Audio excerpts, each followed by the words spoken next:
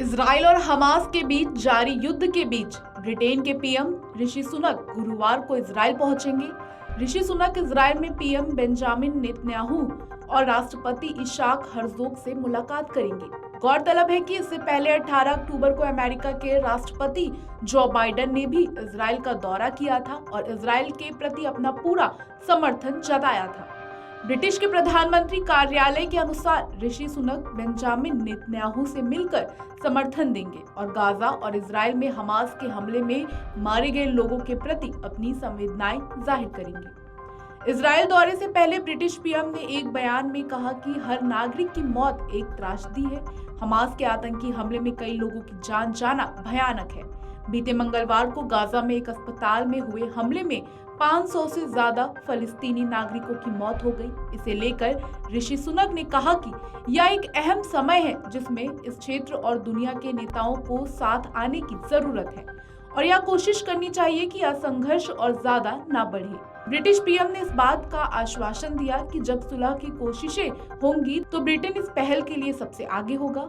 बीती 7 अक्टूबर को इजराइल पर किए गए हमास के हमले में मारे गए लोगों में 7 ब्रिटिश नागरिक भी थे। वहीं 9 ब्रिटिश नागरिक अभी भी लापता हैं। माना जा रहा है कि लापता लोग हमास के कब्जे में हैं। ब्रिटेन के विदेश मंत्री जेम्स कलीवरली ने इजराइल का दौरा किया था। कलीवरली इजराइल के अलावा मिस्र, तुर्की और कतर के भी दौरे पर गए थे। इस दौरान इजराइल हमास के बीच जारी युद्ध के शांतिपूर्ण समाधान पर चर्चा की गई। ब्रिटेन की सरकार ने कहा कि ये तीनों देश इस विवाद के समाधान में बेहद अहम हैं। साथ ही गाजा में मानवीय संकट को सुलझाने और अगवा किए गए लोगों को छुड़वाने के लिए भी ये तीनों देश अहम साबित होंगे।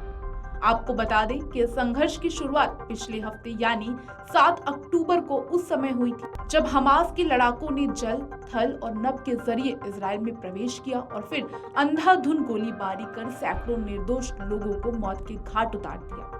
यही नहीं, इस दौरान हमास द्वारा इजराइल पर करीब 5000 रॉकेट भी दागे गए। हमास के लड़ाके कई इजरायली नागरिकों को और बच्चों को बंधक बनाकर अपने साथ भी ले गए।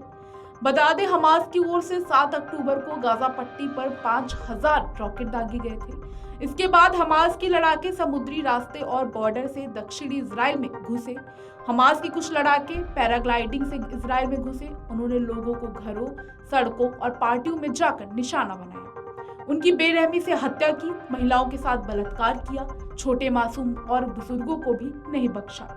घरों को आग लगा दी, वहां खूब लूटपाट की। इन मामलों में इजराइल में कई विदेशी नागरिकों समेत 1300 लोगों की मौत हुई, जबकि 150 से ज्यादा लोगों को अगवा कर लिया गया। इसके बाद से इजराइल गाजा पट्टी में हमास के ठिकानों पर हवाई हमले कर रहा है। इजराइल के हमलों में अब तक गाजा में 2670 की मौत हो चुकी है। 9600 लोग जख्मी हुए हैं। हमास के कई कमांडर भी ढेर हो चुके हैं। हवाई हमलों के बाद इजराइल ने अब ग्राउंड ऑपरेशन की तैयारी कर ली है।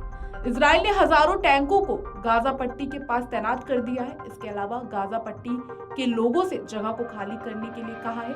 माना जा रहा है कि जल्द इजराइल गाजा पट्टी पर जमीनी हमला कर सकता है। वीडियो डेस्क अमरुजाला.com। अगर आप ये वीडियो YouTube पर देख रहे हैं तो हमारे चैनल को सब्सक्राइब करें और बेल आइकन को दबाना ना भूलें। अगर आप Facebook पर ये वीडियो देख रहे हैं तो हमारे पेज को लाइक करें।